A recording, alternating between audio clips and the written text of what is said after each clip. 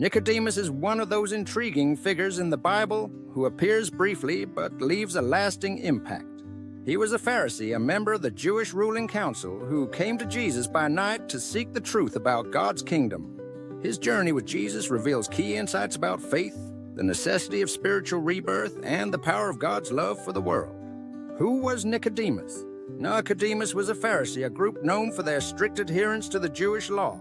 He was also a member of the Sanhedrin, the Jewish ruling council. This made him a man of considerable influence and authority within Jewish society.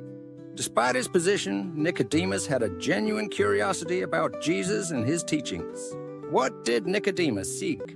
Nicodemus approached Jesus at night, likely to avoid being seen by his peers, who were often critical of Jesus. He came with a sincere question about Jesus' identity and mission.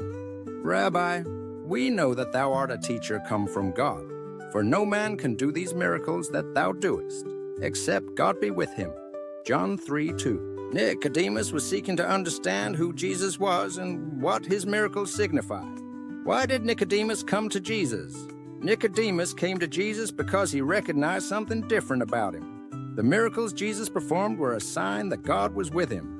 Nicodemus was a man who studied the scriptures and saw in Jesus someone who might be fulfilling the prophecies about the Messiah. His visit to Jesus shows a deep desire to understand the truth, even if it meant stepping out of his comfort zone. Where did this encounter take place? This significant conversation between Jesus and Nicodemus took place at night, under the cover of darkness. The setting is symbolic, representing Nicodemus's initial spiritual blindness and the darkness of not fully understanding God's plan. But as they spoke, Jesus brought light to Nicodemus's understanding. When did Nicodemus appear again? Nicodemus appears later in the Gospel of John, defending Jesus before the Pharisees. In John 7:50-51, he questions whether it is lawful to judge a man without first giving him a hearing. This indicates that his encounter with Jesus had a lasting effect on him, leading him to stand up for justice, even if it meant opposing his peers.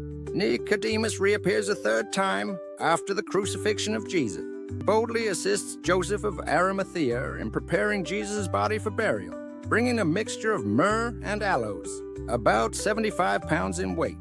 John 19:39. This act of devotion shows that Nicodemus had moved from a secret seeker to a public follower of Christ. How did Jesus respond to Nicodemus? When Nicodemus questioned Jesus, the response was direct and challenging.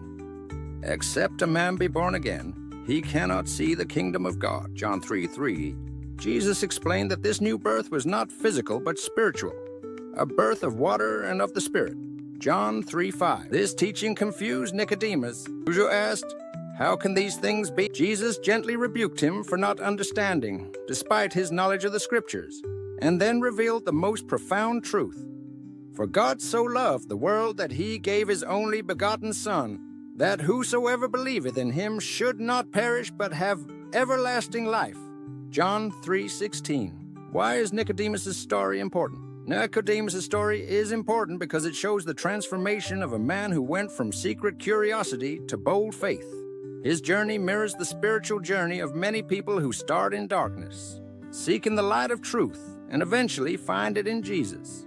Nicodemus teaches us that no matter how much we know or how influential we are, we must humble ourselves and seek the truth about God and his kingdom. Nicodemus' encounter with Jesus teaches us valuable lessons about faith, humility, and the need for spiritual rebirth. It reminds us that God's love is for everyone and that the path to understanding and salvation is open to all who seek it. Nicodemus' story encourages us to approach God with sincere hearts, ready to learn and grow no matter where we start our journey.